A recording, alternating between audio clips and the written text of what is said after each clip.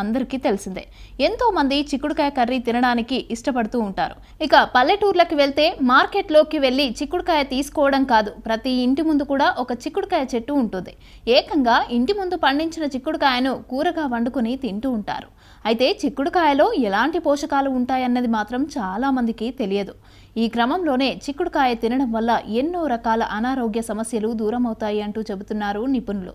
చిక్కుడుకాయ కర్రీ తినడం వల్ల అది చెడు కొలెస్ట్రాల్ను తగ్గిస్తుంది అంటూ వైద్య నిపుణులు చెబుతున్నారు. అంతేకాకుండా నిద్రలేమి ఒత్తిడిని కూడా దూరం చేస్తుంది అంటూ చెబుతూ ఉండడం గమనార్హం.